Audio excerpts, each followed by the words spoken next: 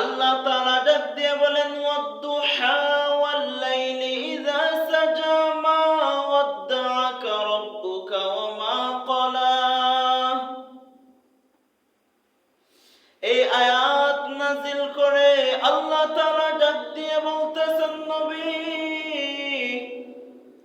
আপনি মন খারাপ করে থাকবেন না, কারণ আমি আল্লাহ পাক রব্বুল আলামিন আপনাকে বলি নাই, আমি আল্লাহ আপনাকে এত ভালোবাসি,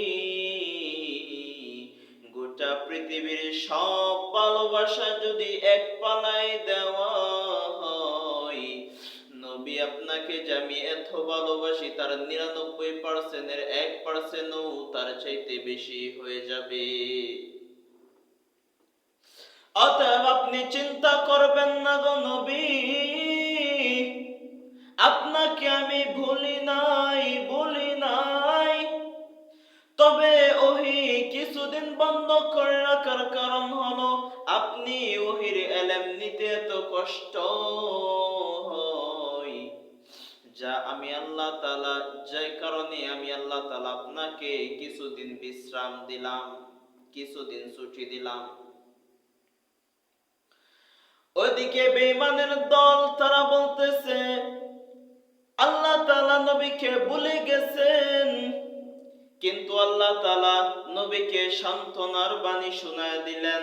আল্লাহ তাআলা ডাক দিয়ে বলতেছেন, গো নবী আপনি কোনো চিন্তা করবেন না, কারণ আমি আল্লাহ এত ভালোবাসি, যখনই আপনার মন খারাপ হয়ে যাবে এমন এমন কিছু জিনিস আপনাকে দিব, আপনি খুশি হয়ে যাবেন, এমনকি সাধারণ খুশি নয়।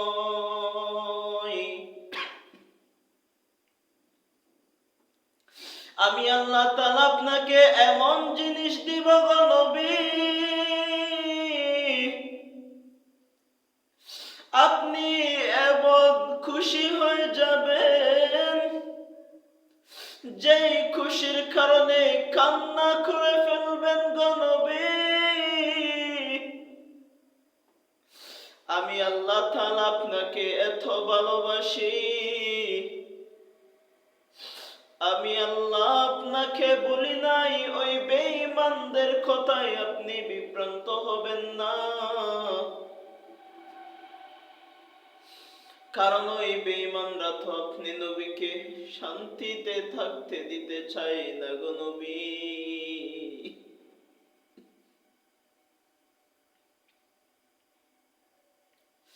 আল্লাহ তাআলা জামানার প্রত্যেকটা বান্দাদেরকেও জানায় দিতেছেন,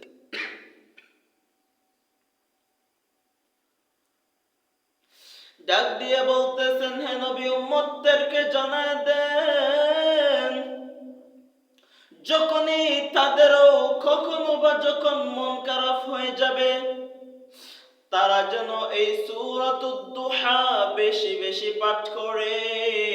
আমি আল্লাহ তাআলা তাদেরকেও এমন এমন কিছু জিনিস দিয়ে তাদেরকে খুশি করে দেব, তারা খুশির কারণে তারা কান্না করে ফেলবে, চোখের পানি ধরে রাখতে পারবে না। আল্লাহ তাআলা আমাদেরকে এত ভালোবাসেন, এরপরও আমরা সেই রবের ভালোবাসাটাকে গুরুত্ব দিতে পারি না।